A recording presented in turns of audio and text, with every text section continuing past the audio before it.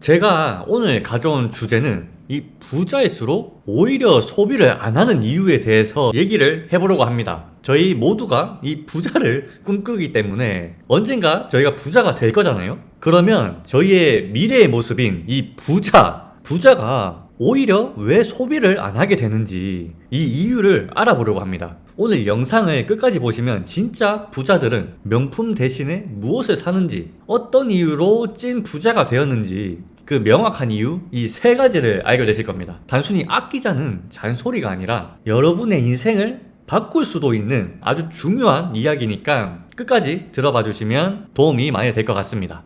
저희가 일단 부자 하면 떠오르는 모습을 보면 이렇게 위대한 개츠비에 나온 레오나르도 디카프리오의 모습을 상상할 수 있거든요. 이렇게 치어스 하면서 맨날 파티하고 스포츠카 끌고 유흥과 향락을 매일매일 즐기는 그러한 모습을 상상하실 수 있는데, 진짜 유명한 저희가 아는 찐 부자들은 이렇게 살지 않더라고요. 전 세계에서 최고의 부자 중 한 명이 이 워런 버핏. 워런 버핏은 60년 전에 4천만원, 약 4천만원에 사들여 놓은 집에서 아직까지 살고 있고요. 이 마이크로소프트의 창시자 빌 게이츠, 초당 10만원씩이었나? 초당 10만원씩 버는 이 빌 게이츠는 이런 말을 했습니다. 비싼 시계 대신 믿을 수 있는 시계가 좋다면서 약 8만원짜리 카시오 시계를 차고 다녔고요. 조금 전 앞에 나온 부자들에 비해 비교적 어린 나이에 큰 돈을 번 예전 페이스북으로 시작을 했던 이 메타의 이 마크 주커버그도 마찬가지입니다. 멋을 부리는데 전혀 관심 없는 듯한 대충 걸치고 다니는 이 주커버그의 스타일이 있거든요. 지금 여기서도 보시면 슬리퍼도 아디다스 슬리퍼, 그리고 뭐 청바지, 후줄근한 티셔츠 이렇게 입고 있죠. 그리고 이와 더불어서 오직 한 가지 스타일에만 고집했었던 애플의 CEO 스티브 잡스도 생전에 검은 티에 청바지만 계속 입는 걸로 유명했었는데, 솔직히 이분들이 마음만 먹으면 도시 하나도 살 수 있는 분이잖아요. 근데 왜 이러는 걸까요? 겉보기에는 저희랑 큰 차이가 없어 보이거든요. 이거는 재능이나 성격 이런 문제가 아닙니다. 여기에는 저희가 잘 모르는 부자들만의 아주 중요한 이 소비 철학이 숨어 있습니다. 이 부자들이 소비를 하지 않는 이유에는 지금 밑에 이 세 가지 이유로 제가 정리를 해드렸는데, 첫 번째가 이 부자들은 지연 보상의 대가들입니다. 지연 보상을 되게 잘 참는 사람들이고요. 둘째가 기회비용을 본능적으로 계산할 줄 아는 사람들이고, 셋째가 필요와 욕구를 철저히 구분할 줄 아는 사람들입니다. 먼저 이 첫 번째 지연 보상에 대해서 설명을 드리자면, 유명한 지연 보상의 실험으로 이 마시멜로 실험이라는 게 있습니다. 마시멜로 실험, 여러분들 혹시 들어보셨는지 모르겠지만 저는 어렸을 때 이 얘기를 한번 들어본 적이 있었거든요. 이 실험이 어떤 거냐, 1972년 스탠퍼드 대학교의 심리학자인 월터 미셸 교수가 마시멜로 실험을 진행하게 됩니다. 이 실험은 인간의 자기 통제력과 미래의 성공 사이에 어떤 상관관계가 있는지 분석을 하기 위해서 한 실험인데요. 실험이 어떻게 진행이 됐냐면, 이렇게 어린이 A와 B 뭐 여러 명의 아이들한테 마시멜로 하나를 주면서 내가 돌아오기 전까지 약 한 15분 동안 이 마시멜로를 먹지 않고 기다리면 마시멜로를 한 개 더 줄게. 솔깃한 제안이거든요. 어떤 아이는 이렇게 주먹을 쥐면서 아 제발 15분 빨리 가라 이렇게 기다리는 아이도 있을 거고, 어떤 아이는 이렇게 아 이 손이 너무 가는데 마시멜로에 손이 자꾸 가는 아이도 있을 거고, 지금 이 아이의 표정도 보면 지금 되게 심란한 표정이죠. 인생 최대의 고민이거든요.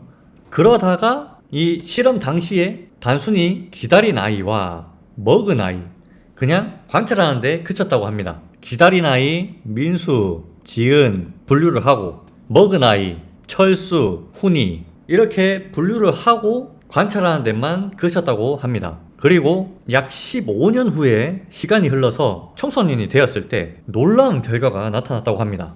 그 결과가 무엇이냐, 이 마시멜로를 먹지 않고 기다렸던 아이들이 30% 정도였었는데 참지 못했던 아이들에 비해서 연봉 차이가 약 2.3배 차이. 그리고 미국의 수능이라고 부르는 이 사트도 평균 210점이 높았다고 하고요. 그리고 이 정서적 안정까지, 이 스트레스 면역이라든지 대인관계 능력 면에서도 우월했다고 합니다. 물론 이 사회적 안정으로 볼 수 있는 약물 중독 가능성, 이 참을 수 있는 능력이 조금 더 발달되어 있다 보니까 약물이나 이런 나쁜 거에 안 할 수 있는 능력이 더 뛰어났던 거겠죠. 그리고 신체 질량 지수, 이런 것도 부가적으로 더 좋았다고 합니다. 이 마시멜로를 기다리고 못 기다리는 거에 작은 차이가 이 나중에 이렇게 커다란 태풍으로 다가올 수 있구나, 약간 연관 가능성이 조금 보이긴 하더라고요. 물론 이 마시멜로 실험이 어릴 때 그렇다고 하더라도 나중에 후천적으로 노력에 의해서 바뀔 수도 있고, 사람은 항상 성장하는 동물이잖아요. 그러다 보니 항상 맞다고는 할 수 없지만 결국에는 이 참을성이라는 게 미래를 위해 좋다라는 걸 알려주는 실험이었습니다. 그래서 이 지연보상의 대가들인 부자들, 자수성가한 부자들은 결국 이거를 본능적으로 아는 겁니다. 지금 당장 명품 가방을 사는 건 이 눈앞에 마시멜로 하나를 먹어 치우는 것과 같다는 걸 부자들은 본능적으로 눈치를 까는 거예요. 대신 명품 가방 대신에 이 저금통에 하나, 둘, 셋, 매달 꾸준히 적립하고 돈을 투자하는 건 잠시 기다렸다가 이 마시멜로 2개, 3개를 얻는 것과 같다는 걸 아는 거죠. 이 부자들에게는 이 소비의 기쁨은 잠깐이지만 자산이 불어나는 걸 지켜보는 기쁨은 훨씬 더 크고 오래 간다는 사실을 알고 있는 겁니다. 저도 사실 처음 1억을 모으면서 진짜 힘들었거든요. 이 제주도에서 직장 생활을 시작해가지고 이 중고 아반떼를 샀었어요. 아니 왜 차를 타고 다녀 하시는 분들도 계실 수 있는데, 이 제주도는 진짜 차가 없으면 생활이 안 되고, 제가 육지에도 차로 왔다 갔다 해야 하는 일을 해서 이건 어쩔 수가 없었습니다. 진짜. 그리고 이 밥 먹는 거, 물론 밥 먹는 게 중요하지만 이 쓸데없이 막 비싼 걸 먹는다든지 요런 거 아끼면서 절약하고, 저와 같이 절약하는 사람들의 유튜브를 보면서 동질감을 느끼고 힘을 얻기도 했거든요. 근데 이 가는 도중에 이거 내가 이렇게 참아가면서 모아봤자 1억으로 인생이 바뀌긴 할까? 라고 생각도 많이 들었었는데 진짜 뭔가 바뀌긴 바뀌었어요. 이 생각하는 사고가 바뀌었습니다. 중간중간에 옷도 계속 사고 싶었고, 돈이 한 3천만 원에서 5천만 원이 생기면 무슨 생각이 드는지 아십니까? 차를 바꾸는 건 어떨까 하는 생각이 진짜 많이 들더라고요. 이 생각도 한 3달 정도 들고 했었는데, 지금 와서는 잠깐 버티고 나중에 편안하게 사는 게 더 낫지, 얼른 돈 모으고 투자를 해서 파이어 하자 라는 생각으로 지금은 자산을 모으면서 불리고 나니까 마음이 좀 편안해졌어요. 편안해. 굳이 이런 소비를 안 하더라도 마음이 풍족한 느낌. 이미 내가 어떤 걸 살 수 있는 능력이 되면 별로 사고 싶지가 않더라고요. 대신 이 주식 계좌에 있는 이 숫자에 있는 그 공을 더 늘리고 싶다는 생각이 들었습니다. 어쨌든 저도 이런 마시멜로 실험 같은 한번 먹고 싶은 마음이 있었지만 참는 행동을 차근차근 하면서 이 마인드가 많이 바뀌었던 것 같아요. 갓 취업해가지고 이 돈 모으기 시작한 여러분들도 꾸준히 참다 보면 무조건 할 수 있습니다. 1억. 중간중간 위기가 있긴 한데 참으면 또 참아지더라고요. 이 워런 버핏의 파트너인 찰리 먼거도 이 1억을 모을 때까지는 진짜 엄청 개같이 힘들다고 했었거든요. 근데 부자가 되려면 이 과정은 무조건 버텨내야 한다고 말씀했었습니다. 두 번째는 부자들은 이 기회비용을 본능적으로 빠르게 차자작 계산을 하는데, 여러분들한테 이 300만 원이라는 돈이 생겼다고 상상을 해볼게요. 대부분 사람들은 이 돈으로 나를 위한 선물을 뭘로 고를까? 이런 생각을 먼저 하실 텐데, 명품 가방을 살 수도 있고 최신형 스마트폰으로 바꿀 수도 있겠죠. 즉 이 300만 원이라는 보너스나 월급을 이 소비의 관점으로 봅니다. 하지만 이 부자들은 어떠냐? 부자들은 이 생각이 또 다르겠죠. 그들은 이 300만 원이 미래에는 얼마나 얼마의 가치가 될까? 즉 월급이나 이 보너스 같은 거를 투자라는 미래적 관점에서 돈을 벌어올 씨앗으로 보는 겁니다. 투자에서 엄청 유명한 효과가 있죠. 그게 바로 이 복리 효과인데, 이 300만 원을 수익률 8%, 약 S&P 500의 연평균 수익률과 비슷한 8% 수익률을 적용했을 때 시간이 지나면 어떻게 되는지 한번 보시면, 이 10년 후에는 약 600만 원이 되죠.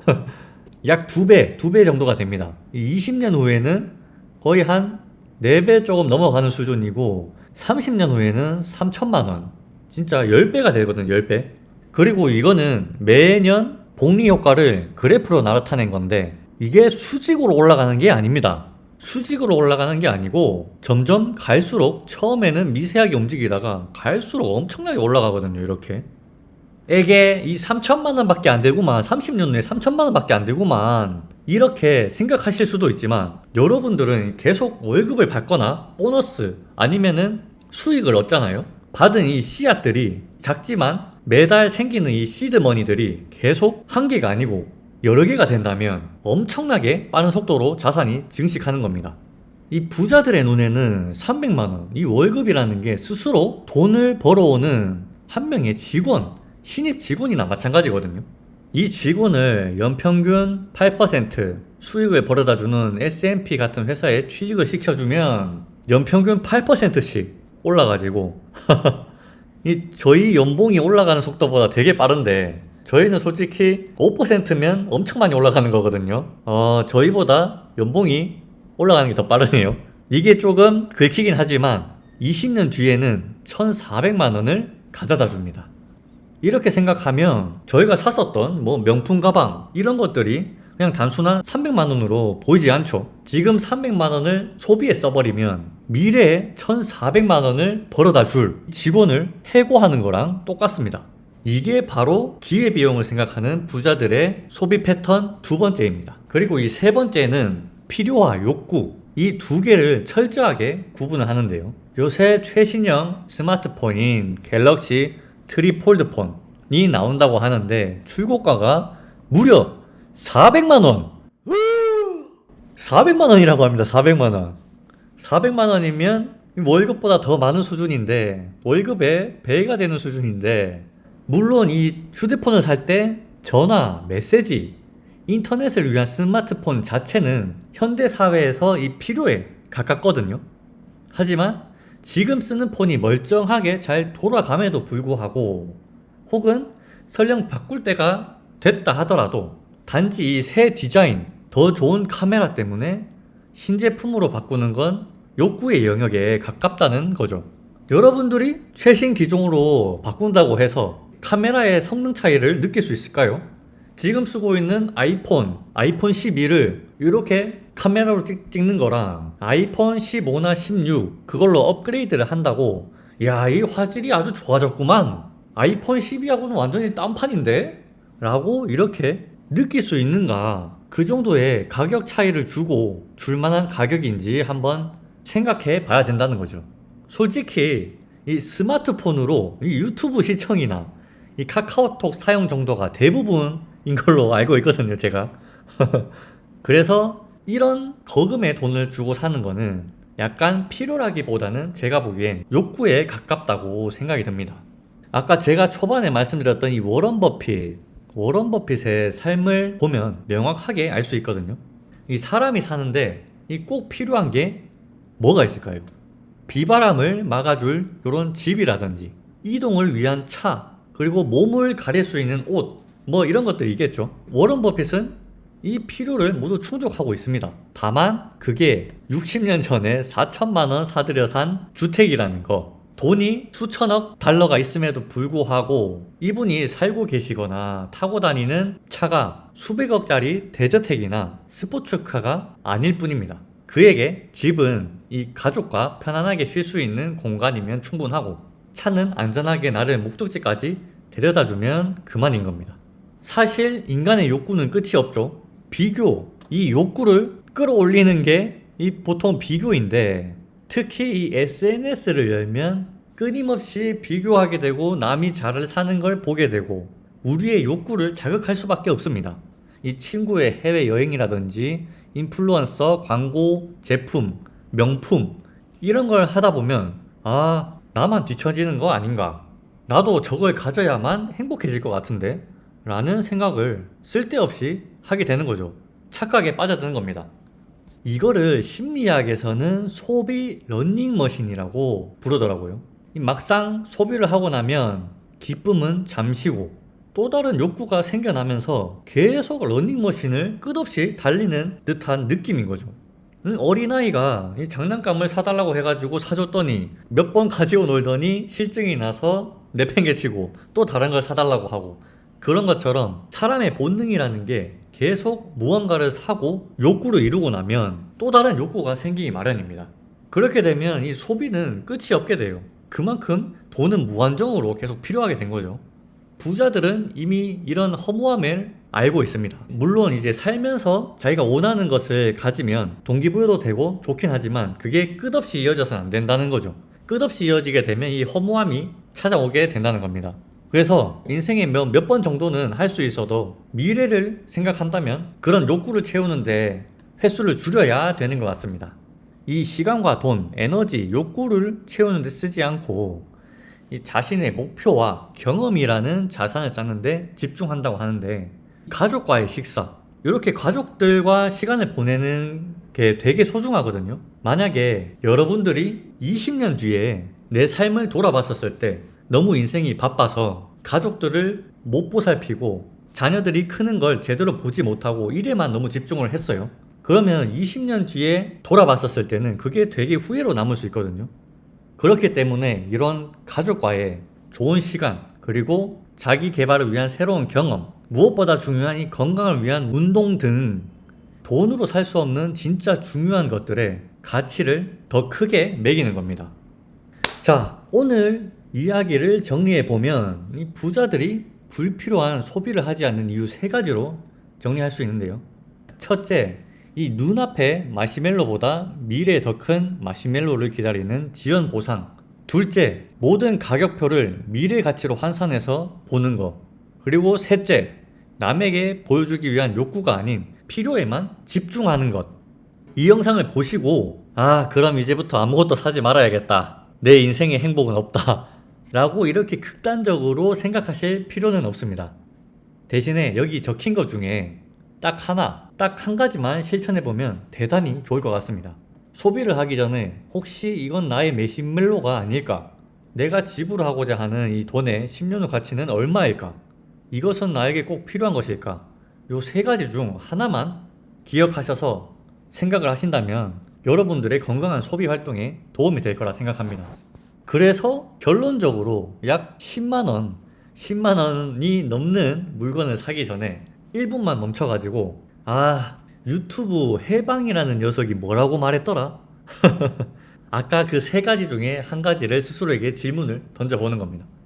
이것만으로도 여러분의 통장 잔고는 분명 달라질 거라고 확신합니다. 오늘 제 이야기가 여러분의 현명한 소비 생활에 조금이나마 도움이 되시길 바라겠고요. 앞으로 여러분들이 돈 관리를 제대로 할 수 있는 방법을 알려드리기 위한 영상을 계속 올릴 건데, 구독해 놓으시고 제가 올리는 영상, 사회초년생, 입문자들부터 돈 관리를 어떻게 해야 되는지, 투자 성향에 따라 어떻게 포트폴리오를 짜면 좋을지 제가 추천하는 방식을 한번 알아보신다면 여러분의 고민에 많은 도움이 될 거라 생각합니다. 예.